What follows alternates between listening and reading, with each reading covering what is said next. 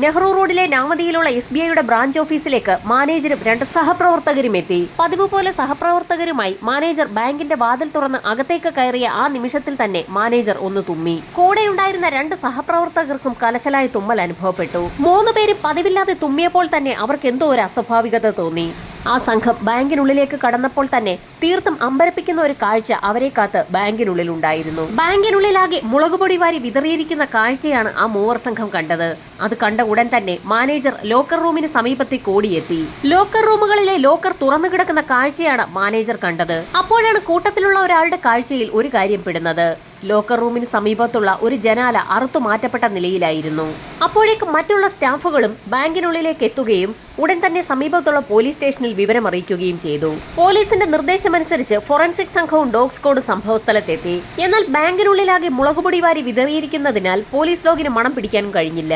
വളരെ പ്രൊഫഷണലായിട്ടാണ് അത്തരത്തിലൊരു ബാങ്ക് കൊള്ള നടന്നിരിക്കുന്നതെന്ന് അവിടെ പരിശോധന നടത്തിയ ആദ്യഘട്ടത്തിൽ തന്നെ ഫോറൻസിക് സംഘത്തിന് വ്യക്തമായി. ഗ്യാസ് കട്ടർ ഉപയോഗിച്ച് ജനാലകളും ലോക്കറും ഒക്കെ കട്ട് ചെയ്തിരിക്കുകയാണ്. മാനേജർ വെള്ളിയാഴ്ച വൈകുന്നേരം ബാങ്ക് പൂട്ടിപ്പോയതാണ്. ശനിയാഴ്ച 4ാം ശനിയും ഞായറാഴ്ച അവധിയുമാണെന്ന് മനസ്സിലാക്കിക്കൊണ്ടാണ് കള്ളന്മാർ അത്ര വലിയൊരു കൊള്ളയോടെ നടത്തിയിരിക്കുന്നത്. ബാങ്കിനുള്ളിൽ നിന്ന് യാതൊരു തരത്തിലുള്ള വിരലടയാളങ്ങളും എത്ര പരിശോധന നടത്തിയിട്ടും ലഭിച്ചില്ല. വന്നവർ ഗ്ലൗസ് ധരിച്ചിരിക്കാനുള്ള സർവ്വസാധ്യതയുമുണ്ടെന്ന് പോലീസിന് വ്യക്തമായി. എല്ലാ ബാങ്കുകളിലും CCTV ഉള്ളതുകൊണ്ട് തന്നെ CCTV വിഷ്വൽസിൽ നിന്നും എന്തെങ്കിലും കിട്ടുമോ എന്നറിയാൻ പോലീസ് സംഘം കമ്പ്യൂട്ടർ റൂമിലേക്ക് എത്തിയപ്പോൾ അവിടെയും അവരെ കാത്തിരുന്നത് ഞെട്ടിക്കുന്ന ഒരു കാഴ്ചയാണ്. CCTV വിഷ്വലുകൾ ശേഖരിച്ചിരുന്ന ഹാർഡ് ഡിസ്ക് കമ്പ്യൂട്ടറിൽ നിന്നും ഇളക്കിയെടുത്തിരിക്കുകയാണ്.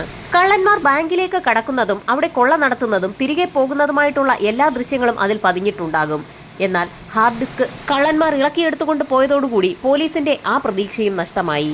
പണയ ഉരുപ്പടികൾ സൂക്ഷിച്ചിരുന്ന ലോക്കറുകളാണ് കള്ളന്മാർ കൊള്ളയടിച്ചിരിക്കുന്നത്. കളവുപോയ വസ്തുക്കളുടെ വിശദമായ ഒരു ലിസ്റ്റ് തന്നെ ബാങ്കിലുള്ള ഉദ്യോഗസ്ഥർ തയ്യാറാക്കി. 509 പേരുടെ പണയ വസ്തുക്കളാണ് ആ ലോക്കറുകളിൽ ഉണ്ടായിരുന്നത്. പണയ വസ്തുക്കളുടെ ഭാരം 17 കിലോയിൽ കൂടുതലാണ്. ഏകദേശം 13 കോടി രൂപയുടെ സ്വർണ്ണമാണ് കള്ളന്മാർ അവിടെ നിന്നും കൊള്ള നടത്തി കൊണ്ടുപോയിരിക്കുന്നത്. പോലീസ് സംഘം നടത്തിയ വിശദമായ പരിശോധനയിൽ ബാങ്കിലേക്ക് വരുന്ന വഴിയിലും മാനേജറിന്റെ ക്യാബിനിലും സ്റ്റോർ റൂമിലുമെല്ലാം മുളകുപൊടി വിതറിയിരിക്കുന്നതായി കണ്ടെത്തി. ബാങ്ക് മാനേജറുടെ ക്യാബിനിലും നടുക്കുന്ന ഒരു കാര്യം സംഭവിച്ചിട്ടുണ്ട്.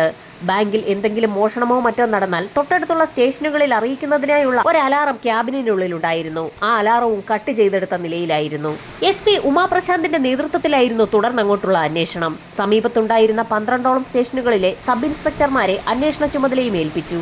12 അംഗ സംഘത്തെ വിവിധ ഗ്രൂപ്പുകളായി തിരിഞ്ഞ് അന്വേഷണത്തിന്റെ വിവിധ ചുമതലകളാണ് ഏൽപ്പിച്ചത്. സംഭവം നടന്ന ദിവസങ്ങളോടടുപ്പിച്ച് സമീപ പ്രദേശങ്ങളിലൂടെ കടന്നുപോയ ആളുകളുടെയൊക്കെ മൊബൈൽ ഫോണുകൾ കേന്ദ്രീകരിച്ച് ഒരു അന്വേഷണം നടത്താനായിരുന്നു ആദ്യഘട്ടത്തിൽ തീരുമാനിച്ചത്. സമീപത്തുണ്ടായിരുന്ന മൊബൈൽ ടവറുകളുടെ കീഴിലൂടെ കടന്നുപോയിട്ടുള്ള എല്ലാ മൊബൈൽ ഫോണുകളുടെയും ഡീറ്റെയിൽസ് എടുക്കാൻ ഒരു സംഘത്തിന് നിർദ്ദേശം നൽകി.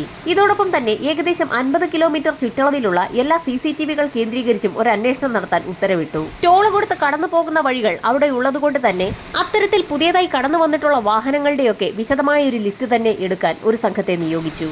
സമാന രീതിയിലുള്ള മോഷണം മറ്റെവിടെയെങ്കിലും നടന്നിട്ടുണ്ടോ എന്ന് അന്വേഷിക്കാനും പോലീസ് സംഘം തീരുമാനിച്ചു. ബാങ്കിലുള്ള ആളുകളെ വിശദമായി ചോദ്യം ചെയ്തെങ്കിലും പ്രത്യേകിച്ചൊന്നും തന്നെ പോലീസ് സംഘത്തിന് ലഭിച്ചില്ല. ബാങ്കിനുള്ളിലും പുറത്തും വിശദമായ ഒരു പരിശോധന നടത്തിയ SPക്ക് ചില കാര്യങ്ങളൊക്കെ ബോധ്യമായി. തീർത്തും ഒറ്റപ്പെട്ടു നിൽക്കുന്ന ഒരു സ്ഥലത്താണ് SBIയുടെ ആ ബ്രാഞ്ച് പ്രവർത്തിക്കുന്നത്. ലോക്കറുകൾക്ക് ഒറ്റ പൂട്ട് മാത്രമേ ഉള്ളൂ. അലാറം ബ്രേക്ക് ചെയ്യുന്ന സമയത്ത് അതുമായി ബന്ധപ്പെട്ടുള്ള ഒരു അലർട്ട് മാനേജറുടെ ഫോണിലേക്ക് എത്തേണ്ടതാണ്. എന്നാൽ മാനേജറുടെ ഫോണുമായി അങ്ങനെ ഒരു കണക്ഷൻ ഉണ്ടായിരുന്നില്ല. അത് മാത്രവുമല്ല, ആ ബ്രാഞ്ചിന് സെക്യൂരിറ്റിയുമില്ല. ബാങ്കിനുള്ളിൽ ഉണ്ടായിരുന്ന മറ്റുള്ള ലോക്കറുകളും തുറക്കാൻ മോഷണം നടത്തിയ സംഘം ഒരു ശ്രമം നടത്തിയിരുന്നു. എന്നാൽ അവർ കൈവശം കൊണ്ടുവന്നിരുന്ന ഗ്യാസ് കട്ടറിലെ ഗ്യാസ് തീർന്നതുകൊണ്ട് അതവിടെ ഉപേക്ഷിക്കപ്പെട്ട നിലയിലായിരുന്നു. ഗ്യാസ് കട്ടർ വിശദമായ ഒരു പരിശോധന നടത്തിയെങ്കിലും അതിലുണ്ടായിരുന്ന സീരിയൽ നമ്പറുകൾ ഉൾപ്പെടെ മായ്ച്ചു കളഞ്ഞ നിലയിലായിരുന്നു. പോലീസിന്റെ അന്വേഷണം ഊർജിതമാക്കുന്നതിനിടയിലായിരുന്നു ഏതാനും നാളുകൾക്ക് മുൻപ് സമീപത്ത് തന്നെ ഉണ്ടായിരുന്ന SBIയുടെ മറ്റൊരു ബ്രാഞ്ചിൽ സമാന രീതിയിലുള്ള ഒരു മോഷണം നടന്നതായി ശ്രദ്ധയിൽപ്പെടുന്നത്. അന്ന് മോഷണം നടത്തിയ സംഘത്തെക്കുറിച്ചും പോലീസ് സംഘത്തിന് വിശദമായ ചില വിവരങ്ങൾ ലഭിച്ചു.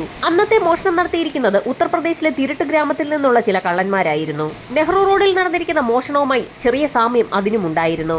ഗ്യാസ് കട്ടർ ഉപയോഗിച്ച് തന്നെയാണ് എല്ലാ കാര്യങ്ങളും അവിടെയും കട്ട് ചെയ്തിരിക്കുന്നത്. എന്നാൽ മുളകുപൊടി ഉപയോഗിച്ചിട്ടില്ല എന്നുള്ളൊരു വ്യത്യാസം മാത്രമായിരുന്നു അന്നത്തെ മോഷണത്തിൽ നിന്നും ഇപ്പോഴത്തെ മോഷണത്തിനുള്ള ഒരേ ഒരു വ്യത്യാസം. മൊബൈൽ ടവർ ലൊക്കേഷനുകൾ കേന്ദ്രീകരിച്ച് നടത്തിയ അന്വേഷണത്തിൽ പ്രത്യേകിച്ചൊന്നും തന്നെ കണ്ടെത്താൻ പോലീസിന് കഴിഞ്ഞില്ല. അതുപോലെ തന്നെ പ്രതികളിലേക്ക് വിരൽ ചൂണ്ടുന്ന തരത്തിലുള്ള ഒരു CCTV ദൃശ്യങ്ങളും 50 കിലോമീറ്റർ ചുറ്റളവിൽ നടത്തിയ പരിശോധനയിൽ നിന്നും പോലീസിന് ലഭിച്ചില്ല.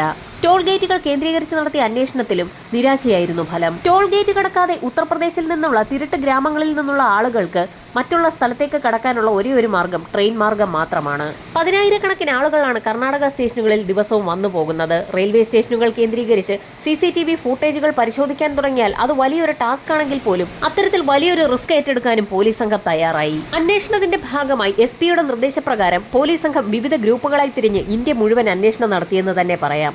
അന്വേഷണത്തിന്റെ ഭാഗമായി ഒരു സംഘം ആളുകൾ കേരളത്തിലേക്കും കർണാടകത്തിലെ വിവിധ ഭാഗങ്ങളിലേക്കും തമിഴ്നാട്ടിലേക്കും രാജസ്ഥാനിലേക്കും ഗുജറാത്തിലേക്കും വരെ പോയി. സംശയം തോന്നിയ പല ആളുകളെ ചോദ്യം ചെയ്തെങ്കിൽ പോലും ഒരു വിവരവും ലഭിച്ചില്ല. പല സ്ഥലങ്ങളിൽ നടത്തിയ അന്വേഷണത്തിന്റെ ഭാഗമായി ദാവങ്കരി പോലീസ് സ്ഥിരമായി ബാങ്ക് മോഷണം നടത്തുന്ന 5 പേരെ കസ്റ്റഡിയിലെടുത്തു. അവരെ ചോദ്യം ചെയ്തെങ്കിലും പിന്നീട് മാധ്യമങ്ങളോട് അവർക്ക് ഈ മോഷണവുമായി യാതൊരു ബന്ധവുമില്ല എന്നാണ് പോലീസ് സംഘത്തിന് പറയേണ്ടി വന്നത്. ഇന്ത്യ ഒട്ടാകെ അന്വേഷണം നടത്തിയിട്ടും ഒരു തുമ്പും ലഭിക്കാത്ത സാഹചര്യത്തിൽ ഇൻസ്പെക്ടർമാരുടെ കൂട്ടത്തിൽ ഒരാൾക്ക് ഒരു സംശയം തോന്നി. മറ്റുള്ള സംസ്ഥാനങ്ങൾ കേന്ദ്രീകരിച്ച് അന്വേഷണം നടത്തിയപ്പോൾ ലോക്കൽ ആളുകളെ അന്വേഷണത്തിൽ നിന്നും വിട്ടുപോയോ എന്നുള്ളതായിരുന്നു ആ സംശയം. സെക്യൂരിറ്റി തീർത്തും ദുർബലമായ ഒറ്റപ്പെട്ട ഒരു സ്ഥലത്ത് മറ്റ് കെട്ടിടങ്ങളൊന്നുമില്ലാത്ത ഒരു ഏരിയയിൽ നിൽക്കുന്ന ഈ ബാങ്കിൽ മോഷണം നടത്തണമെങ്കിൽ ബാങ്കിനെ നന്നായി അറിയുന്ന ചില വ്യക്തികളാകണ്ടേ മോഷണം നടത്താൻ എന്നുള്ളതായിരുന്നു ഇൻസ്പെക്ടറുടെ സംശയം. സാധാരണയായി എല്ലാ ബാങ്കിന്റെയും ചുവരുകൾ തീർത്തും ശക്തമായിരിക്കും. ഒരു കാരണവശാലും ലോക്കർ റൂമിന്റെ ഭാഗങ്ങളിൽ ജനാലകൾ ഉണ്ടാകാൻ സാധ്യതയും കുറവാണ്. അങ്ങനെ ഒരു സാധ്യത ഉണ്ടെങ്കിൽ അത് ഈ ബാങ്കിൽ മാത്രമായിരിക്കും. അതുകൊണ്ട് തന്നെ ബാങ്കിനെ കുറിച്ച് നന്നായി അറിയാവുന്ന വ്യക്തികളായിരിക്കാം മോഷണത്തിന് പിന്നിലെന്ന് പോലീസ് ഉറപ്പിച്ചു. ബാങ്കിൽ സ്ഥിരമായി ഇടപാട് നടത്തുന്നവർക്കോ ആ സമീപ പ്രദേശങ്ങളിൽ താമസിക്കുന്നവർക്കോ ആണ് ബാങ്കിനെ കുറിച്ച് നന്നായി അറിയാവുന്നത്. അത് മാത്രവുമല്ല, മോഷണം നടന്ന ദിവസങ്ങളിലെ മൊബൈൽ ഡാറ്റ റെക്കോർഡുകൾ മാത്രമായിരുന്നു പോലീസ് സംഘം ശേഖരിച്ചത്. സംഭവം നടക്കുന്നതിന് 1 മാസം മുൻപ് വരെയുള്ള കോൾ ഡാറ്റ റെക്കോർഡുകൾ ശേഖരിക്കാൻ പോലീസ് സംഘത്തിന് SP നിർദ്ദേശം നൽകി. ബാങ്കിരിക്കുന്ന സ്ഥലത്തിന് ചുറ്റുവട്ടത്തുള്ള പ്രദേശങ്ങളിലെ ആളുകളുടെ കോൾ ഡാറ്റ വിവരങ്ങൾ പരിശോധിക്കുന്നതിനിടയിലാണ് പോലീസിന്റെ ശ്രദ്ധയിൽ ചില കാര്യങ്ങൾ പെട്ടത്. ആ പ്രദേശത്തുള്ള ചില മൊബൈൽ ഫോണുകൾ ബാങ്കിൽ മോഷണം നടക്കുന്നതിന് ഏകദേശം 75 മണിക്കൂറുകൾക്ക് മുൻപ് സ്വിച്ച്ഡ് ഓഫ് ആയിരിക്കുകയാണ്.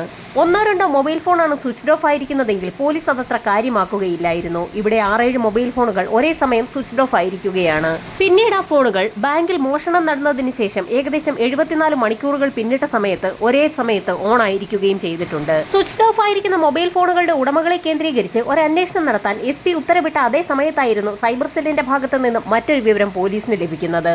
സ്വിച്ച്ഡ് ഓഫ് ആയതിൽ ഒരു ഫോൺ പിന്നീട് ഓൺ ആയിരിക്കുന്നത് മധുരയിൽ വെച്ചാണ്. മധുരയിൽ സ്വിച്ച് ഓൺ ആയ മൊബൈൽ ഫോണിനെ കേന്ദ്രീകരിച്ചൊരു അന്വേഷണം നടത്തിയപ്പോൾ അത് മധുര സ്വദേശിയായ വിജയകുമാർ എന്ന വ്യക്തിയുടേതാണെന്ന് തെളിഞ്ഞു. നിലവിൽ അയാൾ മോഷണം നടന്ന ബാങ്കിന് സമീപം കട നടത്തിക്കൊണ്ടിരിക്കുകയാണ്. ബാങ്ക് മോഷണത്തിന് മുൻപും അതിനുശേഷവുമുള്ള വിജയകുമാറിന്റെ നാമതിയിലെ ജീവിതത്തെക്കുറിച്ച് പോലീസ് സംഘം അന്വേഷണം നടത്തിയെങ്കിലും സംശയിക്കത്തക്കതായി ഒന്നും തന്നെ കണ്ടെത്താൻ കഴിഞ്ഞില്ല. എന്നാൽ മധുരയിൽ ആ ഫോൺ സ്വിച്ച്ഡ് ഓഫ് ആയതിൽ പോലീസിന് ഏറെ കൗതുകമുണ്ടായിരുന്നു. അതുകൊണ്ട് തന്നെ അയാളുടെ സ്വദേശമായ മധുരയിലെ പോലീസ് സ്റ്റേഷൻ കേന്ദ്രീകരിച്ച് വിജയകുമാറിനെ കുറിച്ച് പോലീസ് സംഘം ഒരു അന്വേഷണം നടത്തി. വിജയകുമാറിന്റെ കഴിഞ്ഞ ഏതാനും ദിവസങ്ങളിലെ ചില പ്രവൃത്തികളൊക്കെ അങ്ങനെയാണ് മധുര പോലീസ് ദാവങ്കര പോലീസിന് റിപ്പോർട്ട് ചെയ്യുന്നത്. റിപ്പോർട്ട് കിട്ടിയ ഉടൻ തന്നെ ദാവങ്കര SP വിജയകുമാറിനെ സ്റ്റേഷനിലേക്ക് വിളിച്ചു വരുത്തി ചോദ്യം ചെയ്തു. ബാങ്ക് മോഷണം നടന്ന ദിവസം എന്തുകൊണ്ടാണ് വിജയകുമാറിന്റെ ഫോൺ 72 മണിക്കൂറോളം സ്വിച്ച്ഡ് ഓഫ് ആയി ഇരുന്നതെന്നായിരുന്നു പോലീസിന്റെ ചോദ്യം. എന്നാൽ തന്റെ ഫോണിന് ചില കംപ്ലൈന്റ് ഉണ്ടായിരുന്നെന്നും അത് നന്നാക്കാൻ കൊടുത്തിരിക്കുകയായിരുന്നു എന്നും വിജയകുമാർ മറുപടിയും പറഞ്ഞു. ഈ സമയത്തായിരുന്നു SP നിർണായകമായ ഒരു ചോദ്യം വിജയകുമാറിനോട് ചോദിക്കുന്നത്. മൊബൈൽ ഷോപ്പിൽ നിന്ന് ഫോൺ നന്നാക്കി കിട്ടിയ ശേഷം വിജയകുമാർ മധുരയിൽ വെച്ചാണോ മൊബൈൽ ഫോൺ ഓൺ ആക്കിയതെന്നായിരുന്നു SP ചോദിച്ചത്. താൻ മധുരയിലേക്ക് പോയ കാര്യം പോലീസ് എങ്ങനെയാണ് അറിഞ്ഞതെന്നുള്ളതായിരുന്നു അയാളുടെ സംശയം. ബാങ്ക് മോഷണം നടന്ന പ്രദേശത്തുള്ള ഒരു മൊബൈൽ ഷോപ്പിൽ തന്നെയാണ് താൻ മൊബൈൽ ഫോൺ നന്നാക്കാൻ കൊടുത്തതെന്നും അവിടെ നിന്ന് നന്നാക്കി കിട്ടിയ ശേഷം അവിടെ വെച്ച് തന്നെ താൻ മൊബൈൽ ഫോൺ സ്വിച്ച് ഓൺ ആക്കിയെന്നും വിജയകുമാർ പറഞ്ഞ സമയത്ത് SP ഒരു നിർണായക കാര്യം പറഞ്ഞു. പോലീസിന് കിട്ടിയ വിവരമനുസരിച്ച് വിജയകുമാർ മൊബൈൽ ഫോൺ മധുരയിൽ വെച്ചാണ് സ്വിച്ച് ഓൺ ആക്കിയതെന്നുള്ള കാര്യം ഞങ്ങൾക്ക് വ്യക്തമായി എന്ന് പോലീസ് പറഞ്ഞതോടുകൂടി വിജയകുമാർ ആകെ വിളറി വെളുത്തു. ആകെ ഞെട്ടിത്തെറിച്ചിരിക്കുന്ന വിജയകുമാറിന്റെ മുഖത്ത് നോക്കി ആ സ്വർണമൊക്കെ താൻ എങ്ങനെയാണ് വിറ്റതെന്നുകൂടി SP ചോദിച്ചപ്പോൾ അയാൾക്ക് പിന്നീട് ഒന്നും പറയാൻ കഴിഞ്ഞില്ല. അത് മാത്രവുമല്ല, ഉമാപ്രശാന്ത് എന്ന SP മറ്റു ചില കാര്യങ്ങൾ കൂടി വിജയകുമാറിനോട് പറഞ്ഞു.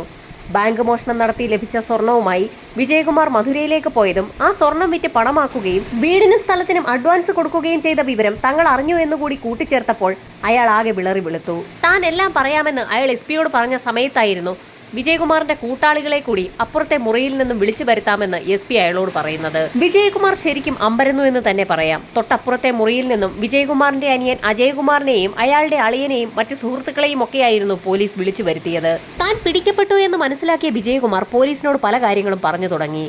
ഏകദേശം 25 വർഷങ്ങൾക്ക് മുൻപായിരുന്നു മധുരയിൽ നിന്നും നിലവിൽ ബാങ്ക് മോഷണം നടന്നിരിക്കുന്ന നാമതി മേഖലയിലേക്ക് വിജയകുമാർ താമസത്തിനെത്തിയത്. ചെറിയൊരു ബേക്കറി നടത്തിയിരുന്ന അയാൾക്ക് തന്റെ ബേക്കറി ഒന്ന് വികസിപ്പിക്കണമെന്ന് തോന്നി.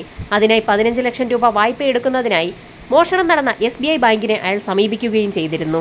എന്നാൽ വിജയകുമാറിന്റെ ക്രെഡിറ്റ് സ്കോർ മോശമായതുകൊണ്ട് തന്നെ ലോണിനുള്ള അപേക്ഷ SBI ബാങ്ക് തള്ളിക്കളഞ്ഞു. ഏതാനും നാളുകൾക്ക് ശേഷം വിജയകുമാർ തന്റെ അനുജൻ അജയ്കുമാറിന്റെ പേരിൽ അതേ ബാങ്കിൽ ഒരു ലോണിന് അപേക്ഷ കൊടുത്തു. നേരത്തെ സംഭവിച്ചതുപോലെ തന്നെ ബാങ്ക് ആ അപേക്ഷയും നിരസിച്ചു. ഈ സമയത്തായിരുന്നു വിജയകുമാറിന്റെ പിതാവിന് ഒരു ആക്സിഡന്റ് ഉണ്ടാകുന്നതും കുടുംബമാകെ കടക്കണിയിലാകുന്നതും. കുടുംബത്തെ കടക്കണിയിൽ നിന്ന് രക്ഷിക്കാനും ബിസിനസ് ഒന്ന് വിപുലീകരിക്കാനും വേണ്ടിയായിരുന്നു അയാൾ വീണ്ടും വീണ്ടും ബാങ്കിനെ സമീപിച്ചുകൊണ്ടിരുന്നത്. ഒടുവിൽ സഹികെട്ട വിജയകുമാർ ബാങ്കിനുള്ളിൽ നിന്നും പണം എടുക്കാൻ തന്നെ തീരുമാനിച്ചു. പോലീസ് പിടിക്കാത്ത രീതിയിൽ ബാങ്കിൽ നിന്നും എങ്ങനെ പണം എടുക്കാമെന്നുള്ളതിനെക്കുറിച്ച് അയാൾ യൂട്യൂബിൽ വിശദമായൊരു പഠനം തന്നെ നടത്തി. നിരവധി വീഡിയോകളാണ് അതിനുവേണ്ടി അയാൾ കണ്ടു തീർത്തത്. ബാങ്ക് മോഷണവുമായി ബന്ധപ്പെട്ടുള്ള സിനിമകളും നിരവധിയാണ് അയാൾ കണ്ടു തീർത്തത്. അതിൽ നിന്നും അയാൾക്കൊരു കാര്യം വ്യക്തമായി: ബാങ്ക് മോഷണം പോലെ റിസ്ക് ഉള്ള ഒരു പരിപാടി നടത്തിയെടുക്കണമെങ്കിൽ ഒരു ടീം തന്നെ ആവശ്യമാണ്. അതിനാണ് അയാൾ സ്വന്തം അനുജനെയും അളിയനെയും 2 സുഹൃത്തുക്കളെയും ഒപ്പം കൂട്ടിയത്.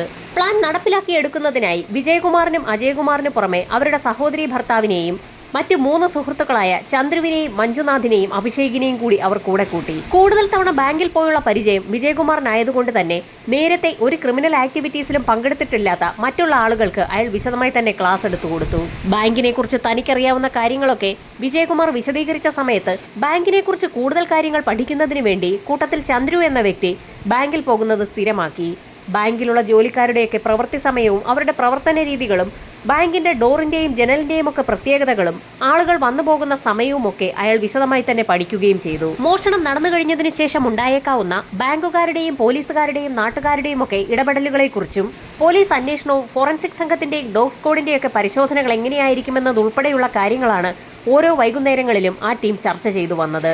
ബാങ്ക് മോഷണ സമയത്തും അതിനുശേഷവും ഓരോ വ്യക്തികളും ചെയ്യേണ്ട കാര്യങ്ങളെക്കുറിച്ചും ചെയ്യേണ്ടാത്ത കാര്യങ്ങളെക്കുറിച്ചുമൊക്കെ അവർ വ്യക്തമായി തന്നെ ഒരു പ്ലാൻ തയ്യാറാക്കി. അതിനായി 4-ാം ശനിയും ഞായറും ഒരുമിച്ച് വരുന്ന ഒരു ദിവസം അവർ കണ്ടെത്തി. ആളുകളുടെ ശ്രദ്ധ അധികം പിടിച്ചു പറ്റാത്ത സ്ഥലത്താണ് ബാങ്ക് സ്ഥിതി ചെയ്യുന്നത്. അത് മാത്രവുമല്ല, ബാങ്കിന് സെക്യൂരിറ്റിയുമില്ല. മാനേജറിന്റെ ക്യാബിനിൽ അലാറമുണ്ട്. വാതിൽ തകർത്താൽ മാത്രമേ അലാറം ശബ്ദിക്കുകയുള്ളൂ. അതുകൊണ്ട് തന്നെ വാതിൽ തകർക്കാതെ എങ്ങനെ അകത്ത് കടക്കാമെന്നുള്ള അവരുടെ പ്ലാനിങ്ങിന്റെ ഭാഗമായി ബാങ്കിന് പിൻഭാഗത്തുള്ള ജനൽ അറുത്തുമാറ്റാൻ തന്നെ അവർ തീരുമാനിച്ചു. അതിനായി ഗ്യാസ് കട്ടറുകളും ഹൈഡ്രോളിക് കട്ടറുകളും ഒക്കെ ഉപയോഗിക്കാൻ ആ സംഘം തീരുമാനിച്ചു. മോഷണം നടത്തുന്നതിന് ആവശ്യമായ സാധനങ്ങളൊക്കെ അവർ വാങ്ങിക്കൂട്ടുകയും അതൊക്കെ വർക്ക് ചെയ്യുന്നുണ്ടോ എന്ന് ഉറപ്പാക്കുകയും ചെയ്തു. സാധാരണ ഇത്തരത്തിലുള്ള മോഷണങ്ങൾ നടക്കുമ്പോൾ മൊബൈൽ ഫോൺ കേന്ദ്രീകരിച്ചുള്ള അന്വേഷണത്തിന്റെ ഭാഗമായാകും പ്രതികളെ പിടികൂടുക. അതുകൊണ്ട് തന്നെ മോഷണം നടക്കുന്ന ദിവസം മാത്രം മൊബൈൽ ഫോൺ സ്വിച്ച് ഓഫ് ആക്കാതെ മോഷണം നടക്കുന്നതിന് 2 ദിവസം മുൻപ് തന്നെ എല്ലാവരും മൊബൈൽ ഫോൺ സ്വിച്ച് ഓഫ് ആക്കാനും മോഷണം നടന്ന 2 ദിവസത്തിന് ശേഷം മൊബൈൽ പിന്നീട് ഓൺ ആക്കാനും തീരുമാനിച്ചു. സംഭവം നടന്ന ദിവസം രാത്രിയിൽ ഏകദേശം 4 കിലോമീറ്ററോളം വയലിലൂടെ നടന്നാണ് ആ സംഘം ബാങ്കിന് സമീപം എത്തിയത്. നേരത്തെ തീരുമാനിച്ചതനുസരിച്ച് ബാങ്കിന്റെ പിൻഭാഗത്തുണ്ടായിരുന്ന ജനാല ഗ്യാസ് കട്ടർ ഉപയോഗിച്ച് അറുത്തുമാറ്റിയ ശേഷം അജയ്കുമാറും വിജയകുമാറും ബാങ്കിനുള്ളിലേക്ക് കടന്നു. ആദ്യം തന്നെ മാനേജറുടെ ക്യാബിനുള്ളിലേക്ക് കടന്ന വിജയകുമാർ ഗ്യാസ് കട്ടർ ഉപയോഗിച്ച് അലാറം അറുത്തുമാറ്റുകയും CCTVയുമായി കണക്ഷൻ ഉണ്ടായിരുന്ന കമ്പ്യൂട്ടറിലെ ഹാർഡ് ഡിസ്ക് ഊരിയെടുക്കുകയും ചെയ്തു. ഈ സമയത്ത് പ്രദേശത്തുള്ള ആളുകൾ ആരെങ്കിലും തങ്ങളെ കാണുന്നുണ്ടോ എന്നറിയുന്നതിനായി മറ്റുള്ള 4 പേരും ബാങ്കിന് പുറത്ത് കാവൽ നിൽക്കുകയായിരുന്നു. പിന്നീട് ലോക്കർ റൂം തുറന്ന് ലോക്കർ ഗ്യാസ് കട്ടർ ഉപയോഗിച്ച് തകർത്ത ശേഷം അലമാരിക്കുള്ളിലുണ്ടായിരുന്ന പണയ ഉരുപ്പടികൾ ഓരോന്നായി അവർ കൊണ്ടുവന്ന ചാക്കിനുള്ളിലേക്ക് മാറ്റുകയും ചെയ്തു. 2 പേരും ഗ്ലൗസ് ധരിച്ചിട്ടുള്ളത് കൊണ്ട് തന്നെ ഒരു തരത്തിലുള്ള വിരലടയാളങ്ങളും ബാങ്കിനുള്ളിൽ ഉണ്ടായിരുന്നില്ല. പോലീസ് നായ മണം പിടിച്ച് അവരെ പിടികൂടാതിരിക്കുന്നതിനായി കൃത്യം നടത്തിയതിനു ശേഷം പ്രദേശമാകെ മുളകുപൊടി വാരി വിതറുകയും ചെയ്തു. അവരുടെ പ്ലാൻ ഭംഗിയായി നടപ്പിലാക്കിയ ശേഷം സ്വർണ്ണമടങ്ങിയ ചാക്കുമായി ആ സംഘം ബാങ്കിനുള്ളിൽ നിന്ന് പുറത്തിറങ്ങുകയും വയലിലൂടെ തിരികെ 4 കിലോമീറ്ററോളം സഞ്ചരിച്ച് 4 കിലോമീറ്റർ അപ്പുറത്ത് അവർ തയ്യാറാക്കിയിട്ടിരിക്കുന്ന വാഹനത്തിൽ കയറി അവിടെ നിന്ന് രക്ഷപ്പെടുകയും ചെയ്തു. സുഹൃത്തുക്കളെയൊക്കെ അവരവരുടെ വീടുകളിൽ ഇറക്കിയ ശേഷം വിജയകുമാർ തന്റെ വീട്ടിലേക്ക് പോയി. സ്വർണ്ണാഭരണങ്ങൾ അടങ്ങിയ ചാക്ക് കെട്ട് ഒരു ദിവസം മുഴുവൻ അവർ ആ വാഹനത്തിൽ തന്നെ സൂക്ഷിച്ചു. തിങ്കളാഴ്ച രാവിലെ മാനേജരെത്തി മോഷണം അറിയുന്ന സമയത്തൊക്കെ വിജയകുമാറിന്റെ വീട്ടിലെ വാഹനത്തിൽ സ്വർണ്ണാഭരണങ്ങൾ അടങ്ങിയ ചാക്ക് വളരെ സുരക്ഷിതമായി തന്നെ ഇരിക്കുന്നുണ്ടായിരുന്നു. തൊട്ടടുത്ത ദിവസം തന്നെ മറ്റാർക്കും സംശയം തോന്നാത്ത രീതിയിൽ ഒരു സാധാരണ സഞ്ചിയിലേക്ക് ആ സ്വർണ്ണാഭരണങ്ങൾ മാറ്റുകയും ബസ്സിൽ കയറി തന്റെ നാടായ മധുരയിലേക്ക് പോവുകയും ചെയ്തു. അവിടെ എത്തി ഒരു ലോക്കർ സംഘടിപ്പിച്ച ശേഷം സ്വർണ്ണാഭരണങ്ങൾ ലോക്കറിനുള്ളിലേക്ക് മാറ്റി രാത്രിയായ സമയത്ത് ആരുടെയും ശ്രദ്ധയിൽപ്പെടാതെ സ്വർണ്ണാഭരണങ്ങൾ അടങ്ങിയ ലോക്കറുമായി വിജയകുമാർ സമീപത്തുണ്ടായിരുന്ന ഒരു കിണറ്റിലേക്ക് ഇറങ്ങി കിണറ്റിനുള്ളിലെ ഒരു ഭാഗത്ത് ആ ലോക്കർ ഒളിപ്പിക്കുകയും ചെയ്തു. ശേഷം അതിവേഗം പുറത്തിറങ്ങി മധുരയിൽ നിന്നും തിരികെ ദാവൻഗരിയിലേക്ക് എത്തുകയും ചെയ്തു. ഈ സമയത്ത് പോലീസ് സംഘം ഉത്തരേന്ത്യയിൽ നിന്നുള്ള സംഘമാണ് മോഷണത്തിന് പിന്നിലെന്ന് കരുതി ഇന്ത്യയാകെ അലഞ്ഞുതിരിയുകയായിരുന്നു. പോലീസ് അന്വേഷണം തങ്ങളിലേക്ക് എത്തുന്നില്ല എന്ന് മനസ്സിലാക്കിയ വിജയകുമാർ വീണ്ടും തിരികെ മധുരയിലെത്തി കിണറ്റിൽ ഒളിപ്പിച്ച ആ ആഭരണപ്പെട്ടിയിൽ നിന്നും ഏതാനും ചില ആഭരണങ്ങൾ പുറത്തെടുത്ത് അവയിൽ ചിലതൊക്കെ മധുരയിൽ കൊണ്ടുപോയി വിൽക്കുകയും ചില ആഭരണങ്ങളൊക്കെ തന്റെ ബന്ധുക്കൾക്ക് നൽകി അവ പണയം വെക്കാൻ ആവശ്യപ്പെടുകയും ചെയ്തു. അങ്ങനെ കുറച്ച് പണം സംഘടിപ്പിച്ച വിജയകുമാർ മധുരയിൽ നിന്നും തിരികെ മോഷണം നടന്ന നാമതിയിലേക്ക് എത്തുകയും തന്റെ സംഘത്തിലുണ്ടായിരുന്ന ആളുകൾക്ക് പണയം വെച്ച് കിട്ടിയതിൽ നിന്നും ഓരോ ലക്ഷം രൂപ വീതം നൽകുകയും ചെയ്തു. 2-3 വർഷം തങ്ങളൊന്നും അനങ്ങാതെ ഇരുന്നു കഴിഞ്ഞാൽ പോലീസ് അന്വേഷണം അങ്ങ് അവസാനിക്കുമെന്നും ആ സമയത്ത് തങ്ങൾക്ക് ബാക്കിയുള്ള സ്വർണം എല്ലാവർക്കും കൂടി വീതിച്ചെടുക്കാമെന്ന് വിജയകുമാർ മറ്റുള്ള ആളുകളോട് പറയുകയും ചെയ്തു. മറ്റുള്ളവർക്കൊക്കെ ഓരോ ലക്ഷം രൂപ വീതം നൽകിയപ്പോൾ അവരോട് വിജയകുമാർ താനും 1 ലക്ഷം രൂപ മാത്രമേ എടുത്തിട്ടുള്ളൂ എന്ന് പറഞ്ഞെങ്കിൽ പോലും അവരറിയാതെ തന്നെ വിജയകുമാർ കുറച്ചധികം പണമെടുത്ത് മധുരയിൽ വീടും സ്ഥലവുമൊക്കെ വാങ്ങിയിരുന്നു. അതാണ് യഥാർത്ഥത്തിൽ വിജയകുമാറിനെ കുറിച്ച് അന്വേഷിച്ചപ്പോൾ മധുര പോലീസിന് സംശയം തോന്നാൻ കാരണമായത്. ഒരു കാരണവശാലും തങ്ങളിലേക്ക് അന്വേഷണം എത്താതിരിക്കുന്നതിനായി മോഷണവുമായി ബന്ധപ്പെട്ടുള്ള എല്ലാ സാധനങ്ങളും അവർ നശിപ്പിച്ചു കളഞ്ഞിരുന്നു. 6 പേരെയും വിശദമായി ചോദ്യം ചെയ്തതിനു ശേഷം വിജയകുമാറുമായി മധുരയിലെത്തിയ പോലീസ് സംഘം അയാളുടെ വീടിന് സമീപത്തുള്ള കിണറ്റിൽ നിന്നും ബാക്കിയുള്ള സ്വർണം വിജയകുമാറിനെ കൊണ്ട് തന്നെ എടുപ്പിക്കുകയും ചെയ്തു. കിണറ്റിൽ നിന്നും 15 കിലോയോളം സ്വർണം പോലീസിന് തിരിച്ചു കിട്ടി. ബാക്കിയുള്ള സ്വർണം പണയം വെച്ച സ്ഥലത്തു നിന്നും കണ്ടെത്താൻ പോലീസിന് കഴിയുകയും ചെയ്തു. യഥാർത്ഥത്തിൽ അന്വേഷണവുമായി ബന്ധപ്പെട്ട് ഉമാപ്രശാന്ത് എന്ന SP പല ഘട്ടങ്ങളിലും സഹായിച്ചത് മലയാളിയായ സാം വർഗീസ് എന്ന ഉദ്യോഗസ്ഥനാണ്. അന്വേഷണത്തിന്റെ പല ഘട്ടങ്ങളിലും SP ഉമാപ്രശാന്ത് സാം വർഗീസ് എന്ന ഉദ്യോഗസ്ഥനെ കുറിച്ച് മാധ്യമങ്ങളോട് റിപ്പോർട്ട് ചെയ്യുകയും ചെയ്തിട്ടുണ്ട്. അന്വേഷണം വളരെ വിജയകരമായി പൂർത്തിയാക്കിയ പോലീസ് സംഘം റിപ്പോർട്ട് കോടതിയിൽ സമർപ്പിച്ചു. അതിവേഗം തന്നെ പ്രതികളിലേക്ക് എത്തിയ പോലീസ് സംഘത്തിന് കോടതിയുടെ പ്രത്യേക പ്രശംസയും ലഭിച്ചു.